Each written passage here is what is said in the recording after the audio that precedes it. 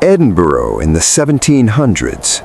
It was a city of extreme contrasts, a place where brilliant minds changed the world, while just outside the streets were filled with filth, disease, and desperation.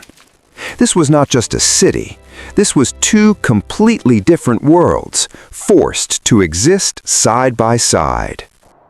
Old Town Life. Welcome to Edinburgh in the early 18th century.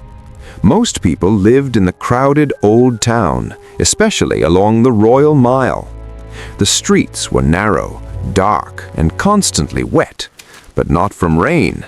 Every day, people dumped their waste directly out of windows. No sewage system, no sanitation. At night, a warning shout echoed through the streets, "Garde-lou!" meaning, watch out below. If you were unlucky, you didn't just step in filth, it landed on you. Homes were stacked vertically, buildings rising 10, even 12 stories high. Inside, entire families lived in single rooms. Rich on the lower floors, the poor are at the top. Air barely moved, disease spread fast. This wasn't just uncomfortable, it was deadly. The intellectual revolution. But something extraordinary was happening here. Inside candlelit rooms and quiet study halls, a revolution of ideas was taking shape. This was the age of the Scottish Enlightenment. Men like David Hume began questioning human nature, religion, and reality itself. And Adam Smith would go on to write ideas that shaped modern economics and capitalism. Edinburgh became known as the Athens of the North. Think about that. Outside, chaos, dirt, survival. Inside, ideas that would change the future of humanity. It's hard to imagine, but both worlds existed just meters apart. Crime, death, and the dark side. But the city had a darker side. Overcrowding led to crime. Poverty pushed people to desperate choices. And death was everywhere. Graveyards filled quickly. But something even more disturbing began to happen. Bodies didn't always stay buried. As medical science advanced, demand for human bodies grew.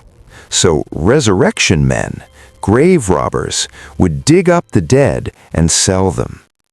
Fresh corpses became valuable. Families began guarding graves at night, terrified their loved ones would be stolen. In a city of knowledge, even death was not safe. The Great Divide, Newtown.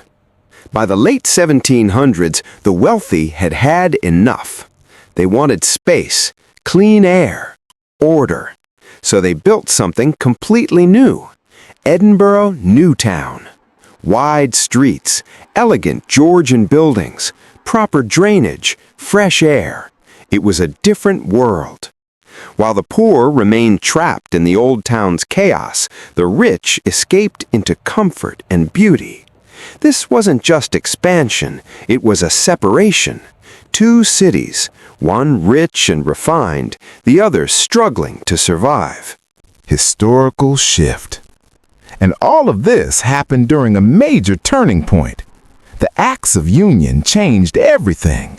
Scotland joined with England, and Edinburgh lost its parliament. Politically, the city declined, but culturally, intellectually, it exploded. Ideas, science, philosophy, they became Edinburgh's true power.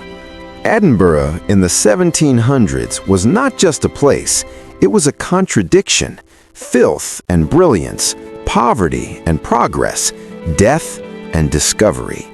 A city where the modern world was being born in the most unlikely conditions.